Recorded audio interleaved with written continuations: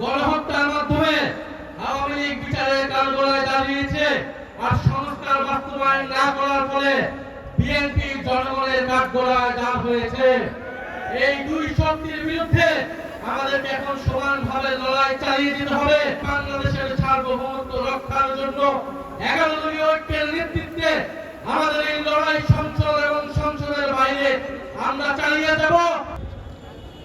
আহ্বানে আজকের এই সমাবেশে আমরা জড়ো হয়েছি বিচারের দাবিতে।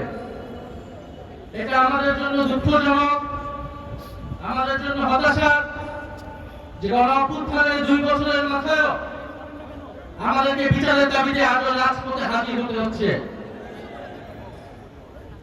আওয়ামী লীগ বিগত 16-17 বছরে অসংখ্য গুম, খুন, গণহত্যা চালিয়েছে দেশের সাধারণ মানুষের উপরে, বিরোধী দলীয় নেতা কর্মীদের উপরে। তার ফলশ্রুতিতে গণঅভ্যুত্থানের মুখে পরে শেখ হাসিনাকে পালিয়ে যেতে হয়েছিল দিল্লিতে। এই সরকার, নতুন সরকার গঠিত হওয়ার পরে গত 4 মাসে আইসিটিতে নতুন কোন রায় আমরা এখন পর্যন্ত দেখি নাই। নতুন কোন তদন্তের রিপোর্ট এখন পর্যন্ত দাখিল হয় নাই। এটা স্পষ্ট যে চিফ প্রসিকিউটরকে বসানো হয়েছে, তিনি দায়িত্ব পালনে ব্যর্থ হয়েছেন। অবিলম্বে তাকে পদত্যাগ করতে হবে এবং নতুন যোগ্য দায়িত্ববান ব্যক্তিকে বসাতে হবে, যিনি আন্তর্জাতিক ট্রাইব্যুনালের মাধ্যমে বিচার নিষ্পন্ন করবে এবং দল হিসেবে আওয়ামী লীগকে নিষিদ্ধ করার সকল ব্যবস্থা নিশ্চিত করবে।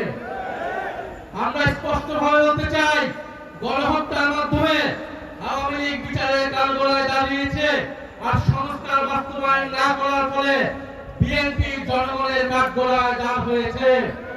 এই দুই শক্তির বিরুদ্ধে আমাদেরকে এখন সমানভাবে লড়াই চালিয়ে যেতে হবে। সংস্কার, বিচার এবং বাংলাদেশের সার্বভৌমত্ব রক্ষার জন্য 11 দলীয় ঐক্যের নেতৃত্বে আমাদের এই লড়াই সংসদ এবং সংসদের বাইরে আমরা চালিয়ে যাব। আপনারা সেটার জন্য কি প্রস্তুত রয়েছেন? শরীফ ওসমান হাদী হত্যার বিচারকে আমরা নিশ্চিত করব ইনশাআল্লাহ। সেই সকল হত্যাকাণ্ডের বিচার আমরা নিশ্চিত করব। এবং আরেকটি কথা বলে দিতে চাই, আওয়ামী লীগ একটি ফ্যাসিস্ট, গণহত্যাকারী এবং সন্ত্রাসবাদী সংগঠন। আওয়ামী লীগ দেশের স্বাধীনতা, সার্বভৌমত্ব বিরোধী সংগঠন, যার আশ্রয় হয়েছে দিল্লিতে, কারণ আওয়ামী লীগের শেকড় রয়েছে দিল্লিতে। আওয়ামী লীগ একটি ভারতীয় পার্টিতে পরিণত হয়েছে, আগাগোড়াই এটি একটি ভারতীয় পার্টি ছিল। আওয়ামী লীগের দেশে আসার, আওয়ামী লীগের রাজনীতি করার সুযোগ বাংলাদেশে 5ই আগস্টে সমাপ্ত হয়েছে। যারা সমঝোতা করছে, যারা নতুন করে স্বপ্ন দেখছে আওয়ামী লীগকে রাজনীতিতে পুনর্বাসিত করার, তাদের পরিণতি আওয়ামী লীগের মতোই হবে। আমরা স্পষ্টভাবে বলতে চাই, আইনমন্ত্রী বিচার করা না করার কারণে তিনি স্পষ্ট ব্যর্থ হয়েছেন। স্বরাষ্ট্রমন্ত্রী নিরাপত্তা দিতে না পারায় তিনি ব্যর্থ হয়েছেন। তথ্যমন্ত্রী তিনি স্পষ্টভাবে ব্যর্থ হয়েছেন। আওয়ামী লীগের সুশীল সমাজকে তিনি মিডিয়ায় স্পেস দিচ্ছেন। এই সব কিছুই বাংলাদেশের জনগণ দেখছে। আমরা আজকে এই সমাবেশ থেকে বলতে চাই, জুলাই গণহত্যা সহ, শাপলা হত্যাকাণ্ড সহ, পিলখানা হত্যাকাণ্ড সহ সকল গুম, খুন এবং শরীফ ওসমান হাদী হত্যাকাণ্ডের বিচার অবিলম্বে নিশ্চিত করতে হবে। বিচার যদি নিশ্চিত না করা হয়, এই সরকার কোনোভাবে 5 বছরের মেয়াদ সম্পূর্ণ করতে পারবে না।